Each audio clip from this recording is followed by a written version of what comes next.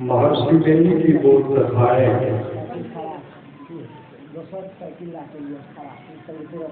सत्संग ही मजबूत करेगा। श्री सदगुरु सत्संग क्या है?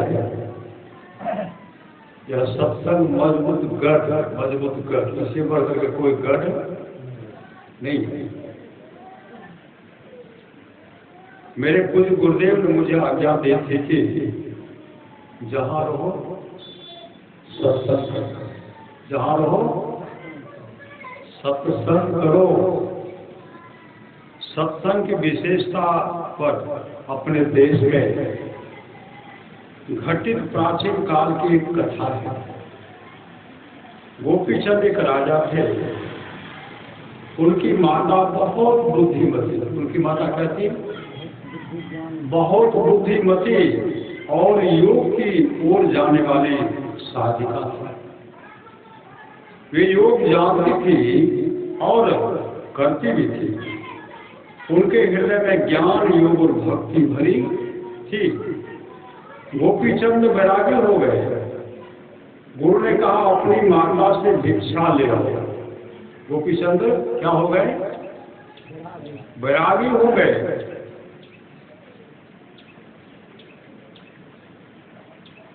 गुरु ने कहा अपनी माता से भिक्षा ले। वे माता से भिक्षा लेने गए। माता जी बोले भिक्षा क्या दूं? थोड़ा सा उपदेश लेकर जाओ। वह यह है कि बहुत मजबूत किले गढ़ के अंदर रहो। मजबूत किले गढ़ के अंदर में रहो। बहुत सुस्वादिष्ट भोजन, भोजन के साथ खूब स्वाद वाला भोजन करो, बहुत स्वादिष्ट भोजन करो और मुलायम सैया पर सो। मुलायम गद्देदार बिछावन पर मुलायम सैया पर सो। यही भिक्षा जाओ। गोपीचंद बोले आपकी बातें मेरे लिए पूर्णतः विरुद्ध है। माता जी बोली पुत्र तुमने समझा नहीं, तुमने समझा नहीं। मजबूत गढ़ सत्संग है। मजबूत गढ़ क्या है? मजबूत गढ़ सत्संग है। सत्संग गढ़ में वास हो भक्तवास। क्या करे? गुरु हरि चरण में प्रीत हो योग काल। क्या क्या? इससे भिन्न दूसरा कोई मजबूत गढ़ नहीं है। जिस गढ़ में रहकर काम, क्रोध आदि विकार सताते हैं, जिनसे मनुष्य नहीं रह जाता, पशु एवं निशाचर की तरह हो जाता है। वह गढ़ किस काम का? संतों का संग ही ऐसा गढ़ है जिसमें रहकर विकारों का आक्रमण रोका जाता है और दमन करते करते उनका नाश भी किया जाता है। फिर सुस्वादु भोजन तथा मुलायम सज्जा के लिए माता बोली कैसा भी स्वादिष्ट भोजन क्यों न हो, भूख नहीं रहने से वह स्वादिष्ट नहीं लगेगा। पेट भरन से पूरे श्री सदगुरु महाराज एक रसगुल्लो के जगह नहीं छे कहते कुछ हो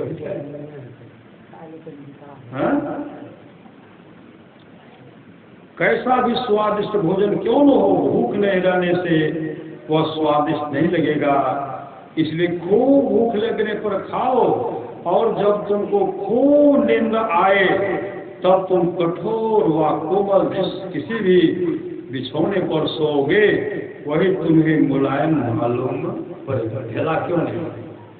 अगर नींद आवे तो ढेला का रखा जाता है और बिछौना पत्ता के बिछौने क्या खूब नींद सतावे। भगवान का भजन याद करते करते जब खूब नींद सताने उस समय जहाँ सो गए तुम्हारे लिए धरती माँ मुलायम सजा हो जाएगी। यह शिक्षा सबके लिए धारण करने के योग्य। गुरु महाराज कहते थे जहाँ रहो सत्संग करो, जहाँ रहो सत्संग करो। स्वयं सीखो, अपने भी सीखो और जहाँ तक हो सके दूसरों को भी सिखाओ। दो शब्द रखिए, कोई सुनते हैं उनसे सीखते हैं। अरे कब कोई कौन कब है नहीं, इसका कुछ कब है। यह सृष्टि चलता रहेगा। एक न एक महापुरुष यहाँ आते रहेंगे और आते रहेंगे तो इस धराधाम पर एक न एक महापुरुष की गुरु होंगे और उनको मानने वाले होंगे। वे प्रचार प्रसार करते रहेंगे, ऐसे सत्संग बढ़ते हुए अज्ञान लेकर के अब बैठ रहेंगे, मैं हम नहीं करवा श्री सदगुरु धोबी गधा में घर के नहीं घाट, ऐसी स्थिति होगी।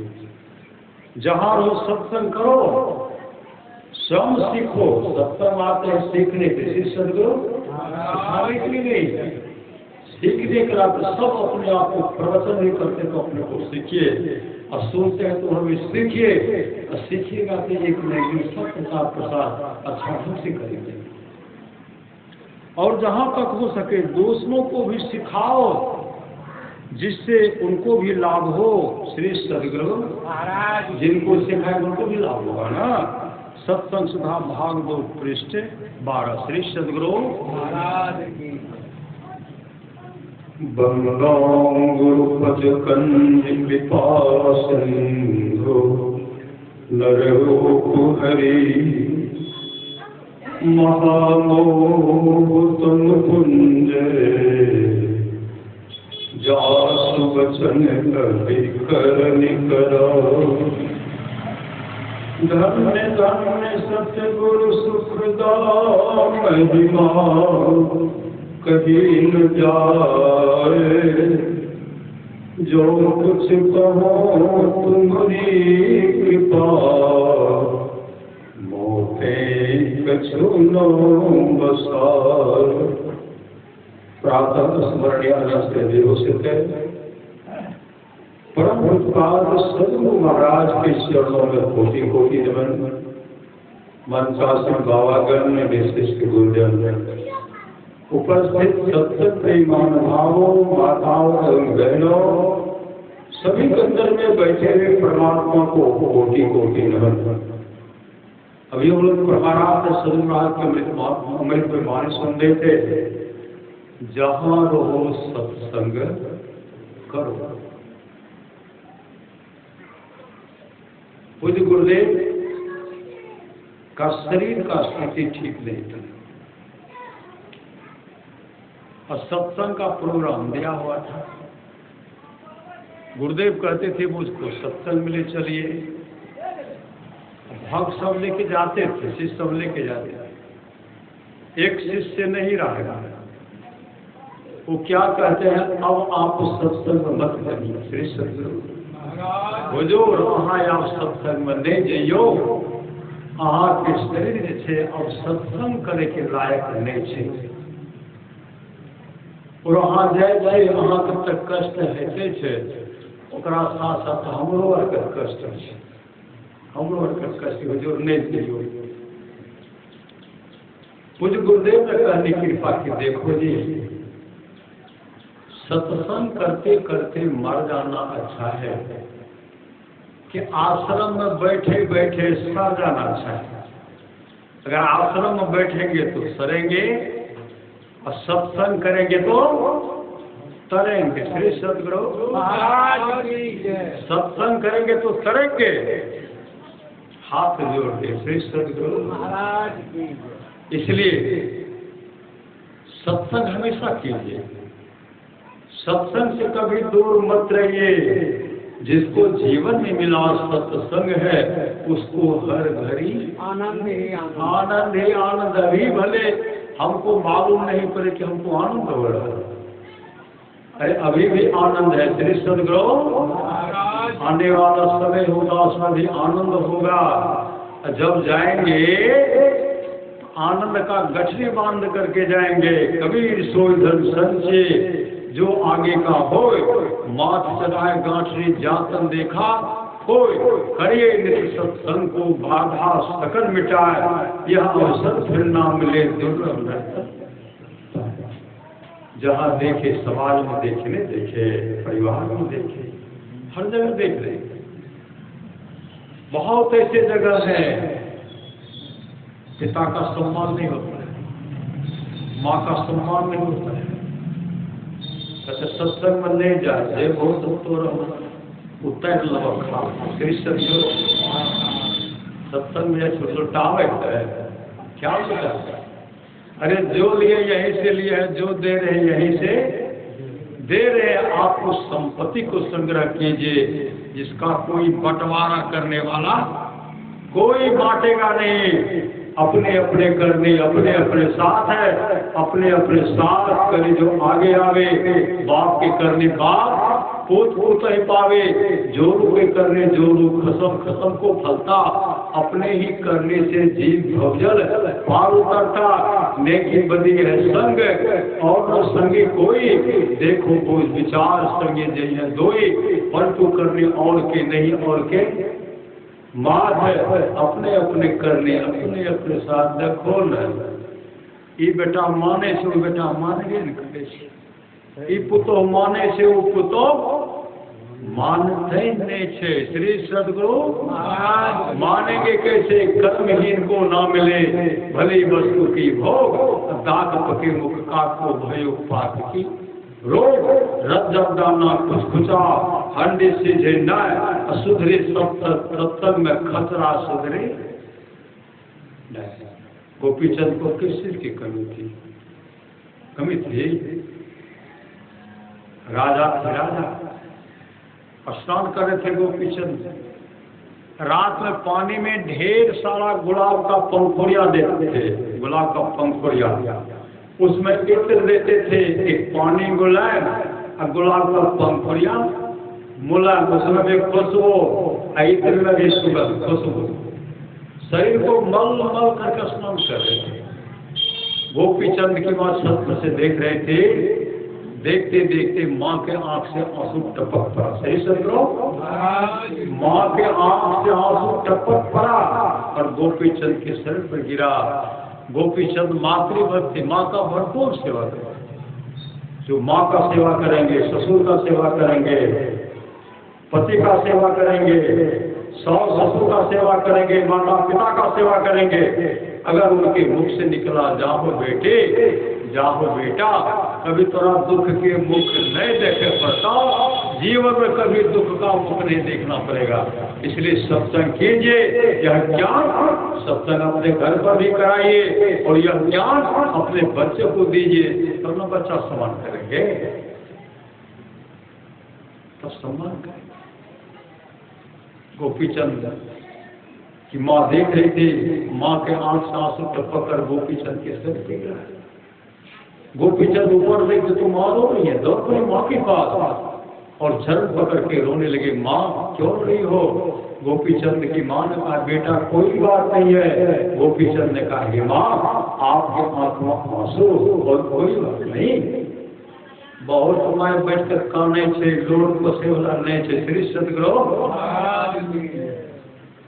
मेरे गांव की बात है। श्री सदगुरु बैठ बैठ कर बूढ़ी कहीं रह कहलक कि तो नाटक करे छे, कमी छे हो 400 टका सजमरसा मिले रहे पहले। कमी नहीं।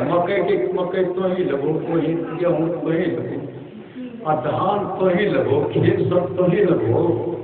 माय के 400 टका किए जो है। अब तो कुछ बढ़ा भी है। सही सदगुरु बढ़ा है तो उससे क्या? एक सहारा है, उससे क्या? आधा किलो 3 पोकर दूध लेते एको महीना पैसा से कम नहीं थे। श्री सदगुरु नमक का तेल का श्री सदगुरु गोपीचंद अपने माँ के आंसू देते दौड़ पड़े माँ के पास लिपट के रो रहे। माँ क्यों रो रही हो? गोपीचंद की माँ ने कहा बेटा कोई बात। गोपीचंद ने कहा हे माँ आपके हाथ में आंसू कोई बात नहीं। रोने का कारण बताओ माँ, आंसू का कारण बताओ। जब तक रोने का कारण नहीं बताओगे, आंसू का कारण नहीं बताओगे, तब तक मैं अब स्नान नहीं करूंगा और भोजन भी नहीं करूंगा। भोजन भी नहीं करूंगा। पुत्र हट के सामने मां लाचार हो गए। मां कहली बेटा जितना सुंदर तुम हो तुमसे विशेष सुंदर तुम्हारे पिताजी थे। आज वो संसार नहीं है, तुम भी नहीं रहोगे मेरे लाल, इसलिए मैं रो इसलिए मैं रो। गोपीचंद ने कहा मां इस शरीर को सार्थक करने के लिए मानव का सृज मिला, इसको सफल करने के लिए कोई उपाय है? तो गोपी चंद की माँ अमृत कलश भरे उपदेश अपने पुत्र गोपी चंद को सुनाने लगे। गुरु भी तुम्हें पुकार रहे हैं, कर लो नाम अमृत का पान, जन्म मरण से छुट्टी पाकर कर लो अपना चिर कल्याण। यह कंचन से कार लेकर तुम कब तक जी पाओगे? जैसे सब मरते हैं जग में वैसे ही मर जाओगे। मरने से पहले सदगुरु से सद्गति प्राप्त कर लो अगर, तब तुम गोपी चंद सरीखे बन जाओगे। हजार बार गोपी चंद माँ का आज्ञा लेकर के माँ को प्रणाम करके गुरु गोरखनाथ के पास गए, उनसे नाम दान लिए, भजन वेद लिए, मुस्तैदी के साथ सत्संग और ध्यान योग करते हुए अपने आत्मस्वरूप का दर्शन के मोक्ष पहुंचा। भाग्यवान है, थोड़ा सा भी सत्संग करो तो बड़ा लाभ होता है। थोड़ा सा भी सत्संग करो बड़ा लाभ होता है। इतना लाभ के बहुत धन के मिलने, बहुत विद्या के पढ़ने से होता उतना लाभ सत्संग होता है। नित्य नियमित ढंग से सत्संग करो और सत्संग से खाली कोई मत रहो, कोई खाली मत रहिए। सत्संग से खाली कोई मत रहो। अभी अमृत की वर्षा में अध्यात्म ग्रंथ का सार सार ज्ञान कह दिया। जिसको याद रहा तो सत्संग करेंगे, सत्संग करेंगे। जिसको याद रहा उसको अमृत मिला, जिसको याद नहीं रहा उसने अमृत को खो दिया। हमने जो सत्संग अमृत को खो दिया। श्री सदगुरु पूरा सदगुरु आज कहते जिसके आसपास में सत्संग हो वहां के लोग घर में बैठे रहे, सत्संग में नहीं आगे नहीं जाए। समझिए ऐसे लोगों का भाग संस्कार बहुत गिरा हुआ। भले अपने को भागशाली कह दे, लेकिन सदगुरु की नजर में वह भागहीन है, भाग का खोटा है। श्री सदगुरु महाराज, इसलिए अवर मुनि का उपदेश है 100 काम को छोड़ करके स्नान करना चाहिए, 1000 काम को छोड़ करके भोजन करना चाहिए, 1,00,000 काम को छोड़ करके सत्संग करना चाहिए, करोड़ों काम को छोड़ करके अपने जीवन के बागडोर को संत सदगुरु के हवाले करना चाहिए और दान करना चाहिए। परमार्थ दान भी करना चाहिए। श्री सदगुरु परमार्थ ईश्वर भजन करते रहिए, ईश्वर भजन करते रहिए, सत्संग करते रहिए।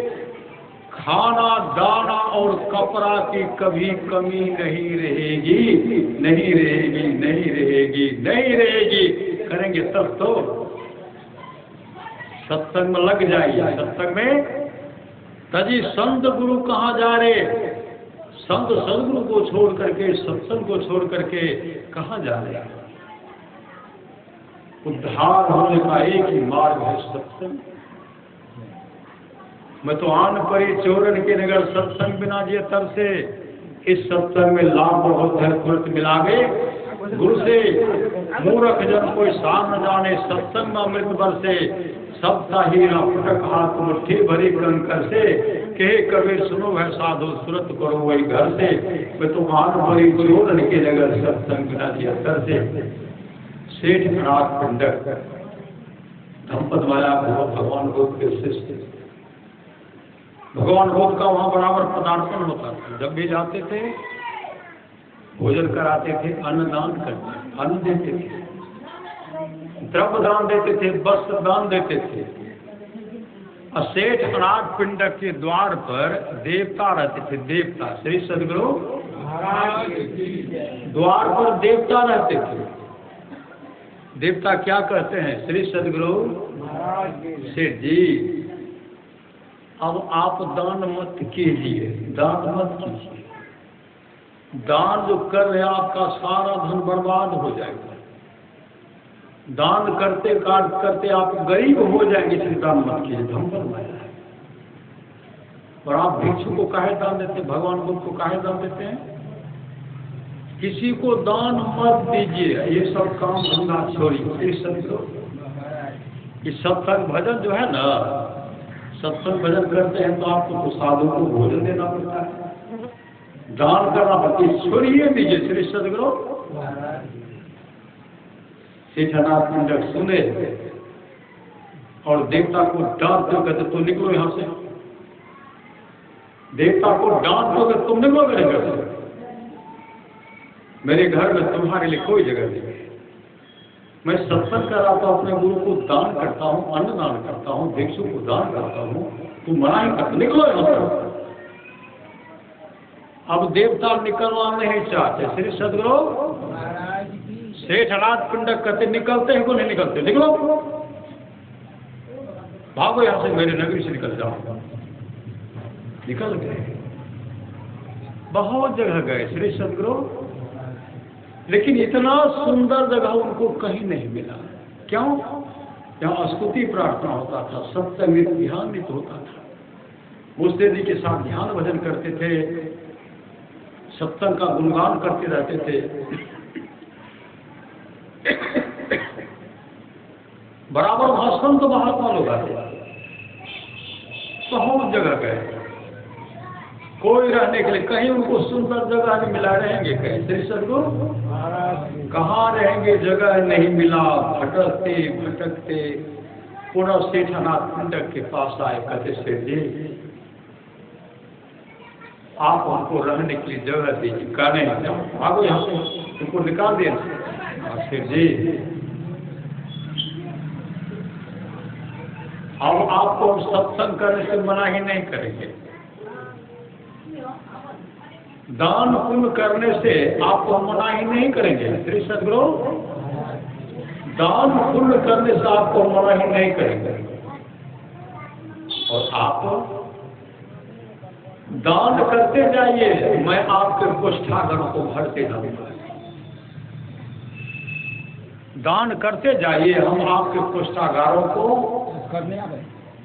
भरते जाऊंगा, गोदाम को भरूंगा। श्री सदगुरु गोदाम भी भरूंगा, रुपया जहां उसको भी भरूंगा, और सोना जो असरफी रखे उसको भी भरूंगा, लेकिन आप मुझे रहने के लिए यहाँ दीजिए। श्री सदगुरु सेठनाथ पिंडक कहते मैं तो नहीं रखूंगा। जब काफी गिराए तो चलो मेरे गुरुदेव के पास, तब उनको ले गए भगवान बुद्ध के पास। सेठनाथ पिंडक कहते बनते यही वही देवता है। जब हम सत्संग करते हैं ना, दान करते थे, हमको रोकते हैं, मना ही करते हैं, इनको हम घर से निकाले, फिर गिरा रहने के लिए।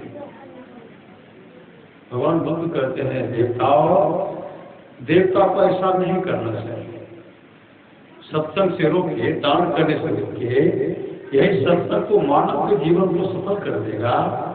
आज जो कुछ दान करते वही उनके पास जो दान करते हैं उनके पास वर्धित होकर कोई उनके पास आता है, यह करने से रोकते हो। भगवान बुद्ध के चरण देवता पकड़ लिए, उसमें भगवान बुद्ध कहते सेठ जी से, सेठ जी अब इनको रहने के लिए दीजिए। देवता कहते मैं इनको ये दान करते रहेंगे, हम असंख्यों से कोष्ठागार को भरते रहेंगे। वो दान करते रहते थे, गोदाम कभी खाली होता ही नहीं था। श्री सदगुरु महाराज कभी खाली नहीं होता था, ये दान का बात है। राजा सहित सब कुछ किए थे, अन्नदान नहीं किए थे, जिसके चलते उनको अपने निज शरीर, अपने लाश का मांस खाना पड़ा। ब्रह्मलोक चले गए लेकिन अपने शरीर का मांस खाते थे।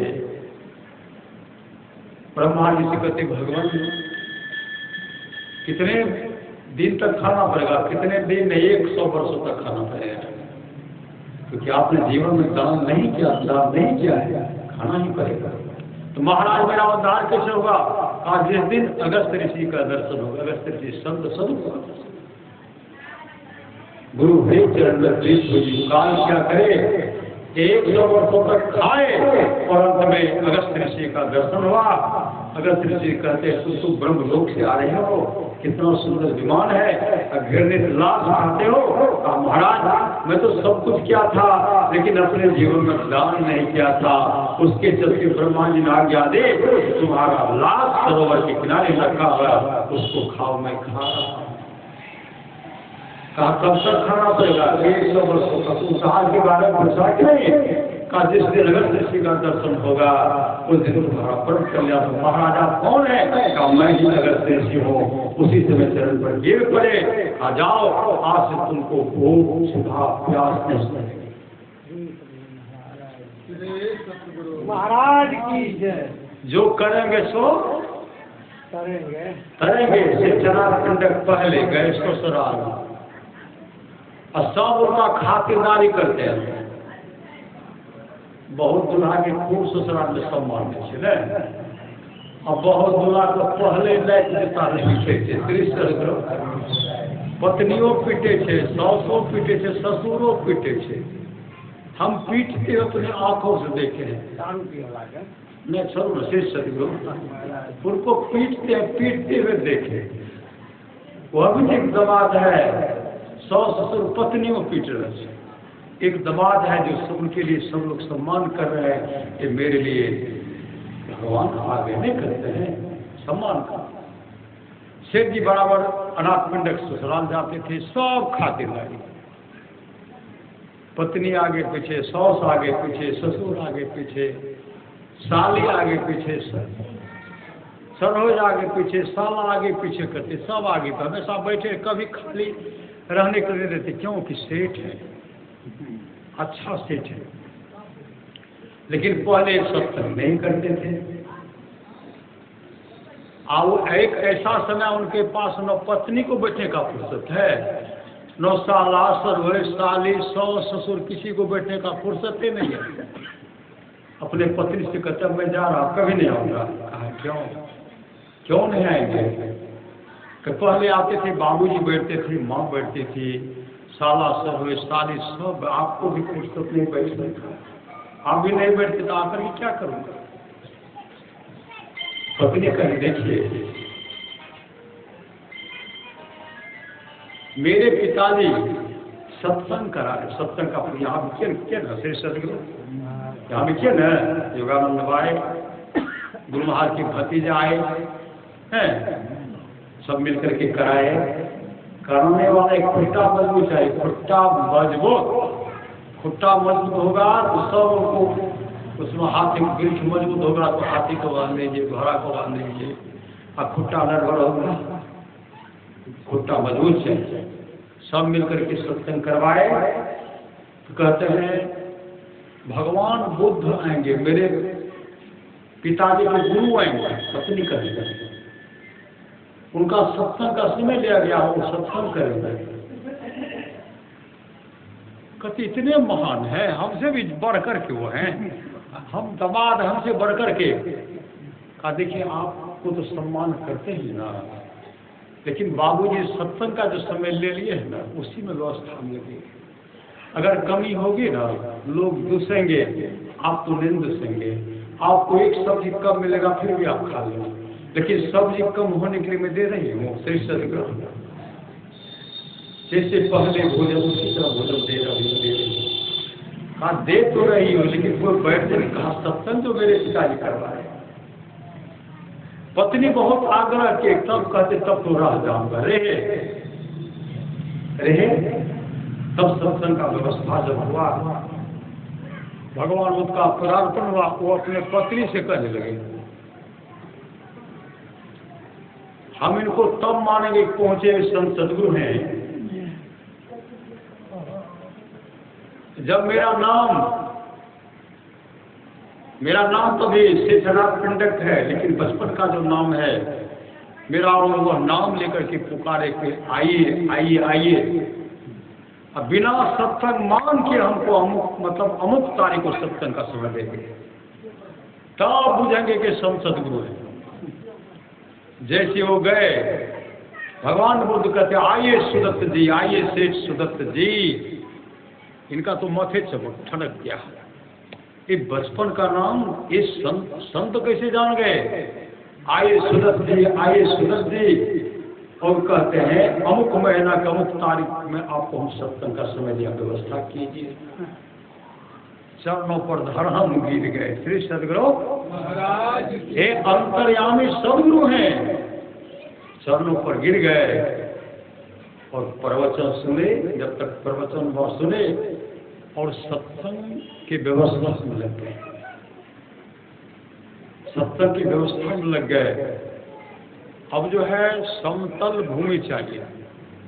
भगवान बुद्ध के इतने शिष्य थे, कम से कम 30 एकड़ में, इतने शिष्य थे 30 एकड़ में सत्संग का व्यवस्था होता। तब सेठ अनाथ पिंडक पंडाल खुट्टा बनवाने लगे, खुट्टा गड़वाने लगे, खुट्टा गाड़ रहे हैं। हर दिन सुबह से लेकर के शाम तक खुट्टा गाड़ रहे हैं। राते में खुट्टा गायब। कई दिन इस तरह हुआ। शेषनाथ पिंडक कहते मैं खुट्टा गाड़ता हूँ, बुखार खोल लेते हैं तो पता चला कुमार जेठ जो है ना, उनका सिपाही आता है, बुखार करके लेके चला जाता है। कुमार जेठ का कहना कि जमीन मेरा बिना मेरे पूछे कौन पंडाल बनाते, मेरी जमीन को हड़पना तो नहीं चाहता। तो सेठ अनाथ पिंडक सब मिल करके गए कुमार जेठ राजा जेठ के पास। कहते राजन हम जो है ना वहाँ सत्संग कराना चाहते, भिक्षु उसी जगह को चयन किए, वर्षा में भी सत्संग करें तो ऊंचा भूमि है। कुमार जेठ कहते जमीन मेरी है, हमारी जमीन है, अब बिना हमसे पूछे आप पंडाल बनाते हैं, मैंने दरवाजा है। कहा महाराज हम सत्संग कराना चाहते हैं। कहा सत्संग व्यक्त कराना चाहते हैं ना, जितनी जमीन पर आप सत्संग कराना चाहते हैं उतनी जमीन पर सोना का मोहर, सोना का सिक्का, सोना असरफी बिछाना पड़ेगा, तब आपको हम जमीन देंगे। और सोना जो होगा मेरा होगा, यही सदगुरु, सोना सब मेरा होगा और सत्संग के बाद जमीन तो मेरा ही होगा। कहा ठीक है। जब मंगाना शुरू किया, बिछाना सोना सिक्का बिछाना शुरू किए, बिछाते बिछाते 30 एकड़ बिछाए, 30 एकड़। इतना धन था उस सेठ के पास, यहाँ तक कम में बौखलाए जाए। श्री सदगुरु कहलक हमरा से बढ़कर कोई जमींदार छे? अरे आपका कोई हस्ती नहीं है, कोई गिनती नहीं है, कोई हस्ती कोई गिनती नहीं है उस भगवान बुद्ध के शिष्य के सामने। श्री सदगुरु गुरु कैसे दुलारे हैं, रहने के लिए घर नहीं है, लेकिन धरती पर सबसे बड़ा धनी वही है जिनको रहने के लिए घर भी नहीं है, लेकिन वो सत्संग और ध्यान करते हैं, अपने जीवन के बाद वो संत सदगुरु के हवाले करते हैं और मंत्र जाप करते हुए समय निकाल करके त्रिकाल संध्या करते हैं, समय निकाल करके मंत्र को जपते रखते हैं। इस धरती पर उससे बड़ा धनी कोई नहीं है। सेठ अनाथ पिंडक ने समझा कि धनी कौन। बिछाना शुरू किए, कहा और नहीं बिछुन का हो। बिछावन सोना का सिक्का बिछाया गया, ऊपर से बिछावन लगा दिए। सेठ अनाथ पिंडक कहते कोई सिक्का से गड़बड़ नहीं हो। फिर सत्संग समाप्ति के बाद रुपया भी सोना भी कुमार जेठ का होगा, जमीन उनको छोड़ देंगे। चलता रहा और सब दिन सत्संग में कुमार जेठ आते आते कुमार जेठ का जीवन ऐसा बदला। बहुत दिन तक सत्संग चला, सत्संग सुनते रहे। अंत में जब सत्संग समाप्त हुआ, सेठ अनाथ पिंडक मजदूर को रख करके पूरा सोना का सिक्का जो था, सोना का मोहर सबको एक जगह जमा के 30 एकड़ का सोना ढेर हो गया। और सेठ अनाथ पिंडक कुमार जेठ से कहते हैं राजन, सोना का मोहर जो है हम जमा कर दे रहे हैं, आप उनको ढुलवा लीजिए, नहीं तो कहिए मैं गाड़ी से आपको ढुलवा देता हूँ, या आप ढुलवाइए लीजिए, जमीन में खाली कर दिया हूँ। इस तरह जो सेठ अनाथ पिंडक हाथ जोड़े, कुमार जेठ का हृदय पिघल गया। हम तो राजा हैं, आज इस सत्संग की तरह सत्संग का इतना बड़ा महत्व है, सत्संग के लिए कई करोड़ सोना का साथी दे दिए, जमीन हमको वापस दे रहे हैं। उसी समय कुमार जी हाथ जोड़ते कहते श्री जी नो सोना चाहिए नो जमीन चाहिए, नो सोना चाहिए नो जमीन चाहिए। आप अपना सोना भी ले जाइए, मैं आपको जमीन भी दे दिया। शेषनाथ पंडित कहते हैं राजन मैं ऐसा नहीं करूंगा। तब शेषनाथ पंडित भगवान बुद्ध के पास गए। भगवान बुद्ध से कहते भक्ते कुमार जी तो नो सोना लेना चाहते हैं नो जमीन भी लेना चाहते हैं। वो कहते आप ले जाइए, हमारी आग्रह है कि भक्ते उस रुपया से सोना जो है उसको भजा करके बेच करके उसको सत्संग मंदिर, उसके सत्संग मंदिर बनाया जाए। जितनी जमीन में सत्संग मंदिर सत्संग हुआ था उतनी जमीन को फेंक करके सत्संग हम घर बना। भगवान बुद्ध कहते ठीक है बना दीजिए। बना डाले जब सुंदर रूप बन गया तो भगवान उससे पुनः आग्रह करते बोलते जिसने इतना बड़ा दान किया है, मेरा विचार करता है कि इस जगह का नाम कुमार जेतवन रखा जाए। कुमार जेतवन श्री सदगुरु कुमार जेतवन रखा जाए। उस जगह का नाम कुमार जेतवन रखे और वर्षों बाद वर्षा होता था। ऋषि मुनि संत महात्मा लोग ध्यान करते थे। इतने इतने बड़े त्यागी दानी हुए, कभी सत्संग से दूर नहीं थे। श्री सदगुरु शेषनाथ पंडित को एक ही पुत्र था जिसका नाम था काल। काल अपने घर के सामान को चुरा लेता। अरे पिता के पास धन है तो किनका होगा? पुत्र का होगा। पिता सदाचारी है, सुचाचारी से पिताजी रह रहे हैं, धन किनका होगा? पुत्र का होगा। वो क्या करते थे? अपने घर के सामान को चुरा लेते थे। अरे मकई के भुट्टा की तरह जब ढेर है तो उतना असरती का ढेर रहता था। असरती का ढेर रहता और चुरा लेता। संगति अच्छी नहीं, लंपटों से संगति, लंपट से संगति करते थे। कुमार जी को अच्छा नहीं लगा। राजा बिंबिसार सत्संग आते थे। भगवान को कहते थे राजन आप अपने अकेले सत्संग आते, अपने पुत्र को क्यों नहीं लाते?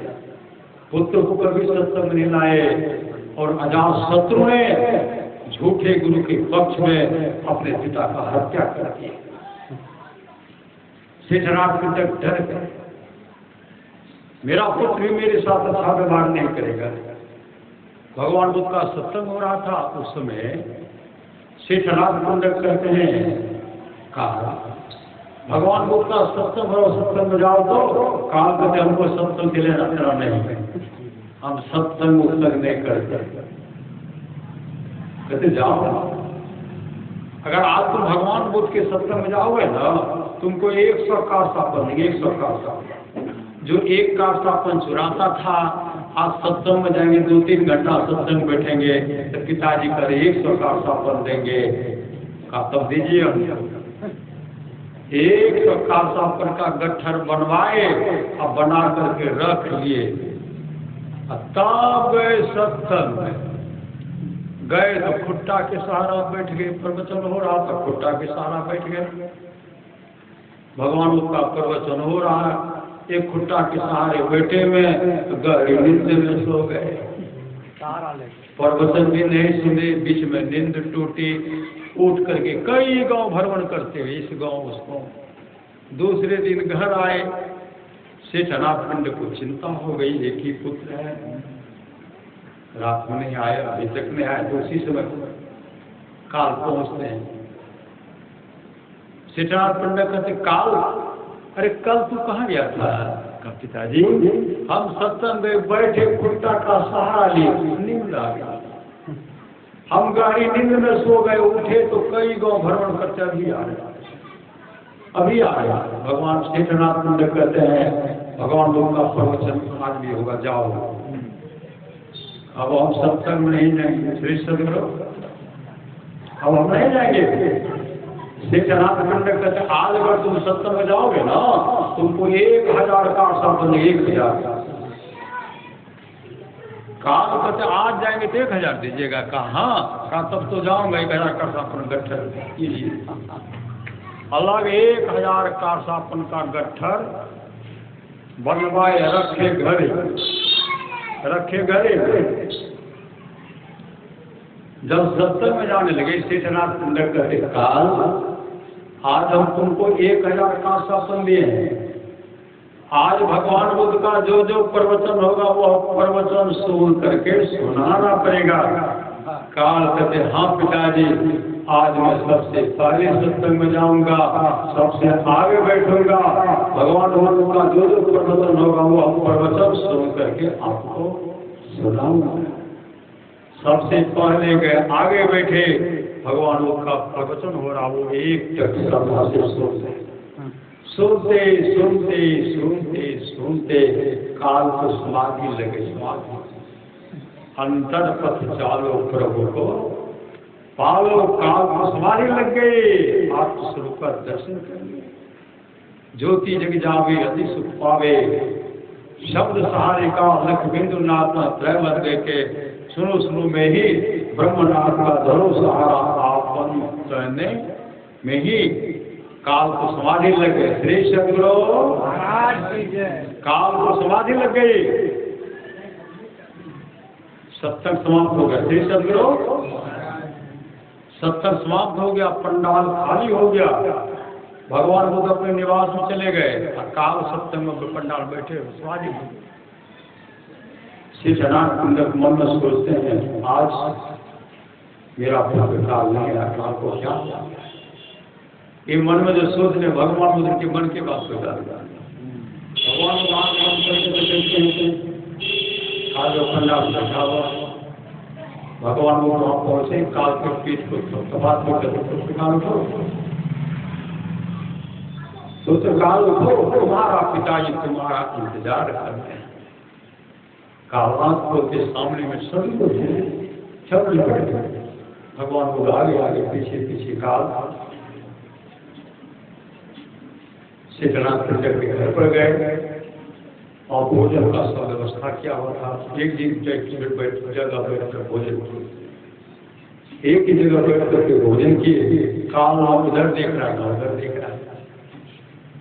परमात्मा कहते अगल बगल महापुरुष की वाणी अगल बगल कहीं दृष्टि डोले डोले सन्मुख बिंदु पकड़ लागे सुखमयी नजर लागे। काल उधर देखता न उधर देखता है। शेषनाथ पंडित कहते भंते आज मेरे पुत्र काल को क्या हो, मेरे पुत्र काल को किनकी आंखें लगे किनकी नजर लगे। पहले दिन जब तक काल साहब कोई पढ़ लिया नहीं तब तक सत्संग में नहीं गए, सत्संग गया नहीं। आज तो 1000 काल साहब का गट्ठर रखा हुआ है, लेना तो दूर हाथ देखता तक नहीं है। भंते मेरे पुत्र काल को क्या हो गया। उसमें शेषनाथ पंडित भगवान बुद्ध कहते समझे आज आपके पुत्र काल को किसी की आंखें किसी की नजर नहीं लगी है। आज आपके पुत्र काल को उस सुख की प्राप्ति हो गई है जिस सुख के सामने तीनों लोक की संपदा है। तुच्छ है तुच्छ है तुच्छ है। जब कहते मतलब आपके पुत्र काल को सम्राट के पद से भी आगे का सुख, इन लोक के पद से भी आगे का सुख है और ब्रह्म लोक के सुख से भी आगे का सुख है। आपके पुत्र काल को प्राप्त हो गया है। काल जब आंख खोलते हैं काल का मुखाकृति मुखमंडल चमक रहा था, मतलब आज काल का अपने आत्मस्वरूप का दर्शन कर ले। काल मोक्ष धाम का अधिकारी हो गया। इसलिए अभी सुन रहे थे ओम जाता प्रथम मनस्तत्वाय सविता ध्यम अग्निर ज्योति मिच्चाय प्रतिज्ञा अध्याभरत। भगवान को उपदेश करके मनुष्यों जगत परमेश्वर का तत्व ज्ञान प्राप्त करने की सबसे पहली बुद्धि होगी तो सत्संग कीजिए, मानस मान कीजिए और ज्योति योग दृष्टि योग की क्रिया कीजिए। परमाराष्ट्र राजता के नादान संधान सब योग का अभ्यास करना पड़ेगा। सुन लेते में तो आन परे चोरन के नगर सत्संग बिना जब तक करते। इस सत्संग में लाभ बहुत है प्रति मिलावे गुरु से मूर्ख जन कोई साध जाने सत्संग अमृत बढ़ते सबका हीरा फटक हाथ मुट्ठी भरी कंकर से एक कभी शुरू है साधो सुरत करो वही घर से जैसे करके मानस ध्यान मानस जब और दृष्टि योग क्रिया करके मानस जब ध्यान करते हुए अपने दृष्टि को टिकाइए जो कि जग जावे प्रति सुख पावे सब सहारे का सत्संग से इस सत्संग में लाभ बहुत मिलावे गुरु से मूल वचन को स्थान जाने सत्संग अमृत भर से सबका हीरा पटक हाथ मुट्ठी भरी कर से कहे कबीर सुनो वह साधो सूरज घर से तो भगवान शिव भगवान ब्रह्मा जी से कहते हैं ब्रह्मा अगर आत्मस्वरूप का दर्शन चाहते अपना परम कल्याण चाहते हैं गुरु ब्रह्मा गुरु विष्णु गुरु देव महेश्वर गुरु साक्षात पार ब्रह्म तस्मै श्री गुरुवे नमः गुरु ब्रह्मा है गुरु विष्णु है गुरु ही शिव है महेश्वर है गुरु साक्षात पार ब्रह्म परमात्मा है गुरु की गुरु से तापो गगन में अतल धल के नित्य प्रति सत्संग कर ले प्यारा तेरा काल से इशारा सार काल को निर्णय करके धर चेतन धारा धर चेतन धारा पिंड के पारा दसम द्वारे का ज्योति जग जावे नदी सुपावे श्रम सहारे का रख बिंदु नाथ का जय बंदे के सुनो सुनो में ही ब्रह्मनाथ का धर्म सहारा आपको नहीं कहीं जाने का आवश्यकता नहीं है। हमारा सवाल करते हैं जो लोग बहुत दिनों से सत्संग करते आ रहे हैं अभी कर रहे हैं आगे भी करेंगे वे सभी महासंघ के आगे होंगे। आज का सत्संग जब बंधुआ सत्संग के प्रति श्रद्धा है सत्संग सेवाएं हैं इसी तरह सत्संग ध्यान में सब कोई मिलकर आपस में मिलते रहिए। जहाँ सुमति तहाँ संपत्ति नाना एक मति होगी ना वहाँ संपत्ति की कमी होगी। जहाँ मति मति भिन्न हो गया तो वहाँ विपत्ति निदाना तरह तरह का विपत्ति है। इसलिए आपस में मिलते रहिए सत्संग ध्यान करते हुए अपने जीवन को सार्थक कर लीजिए। पूरा भगवान श्री कृष्ण कहते निष्पाप हो जाइए। कोई कितना भी अश्वेत जब कर ले कृष्ण जन आदि आदि व्रत कर ले उसके द्वारा मसलता से प्राप्त नहीं होता।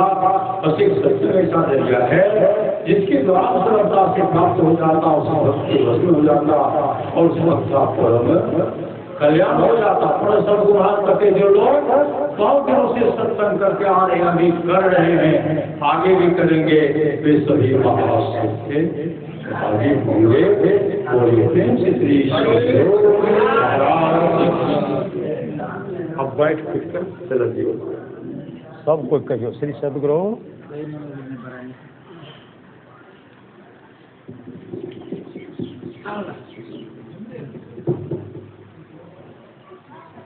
हाँ गिरिपति का पहला गिरिपति बहुत काम है। श्री सदगुरु श्री सदगुरु श्री सदगुरु श्री सदगुरु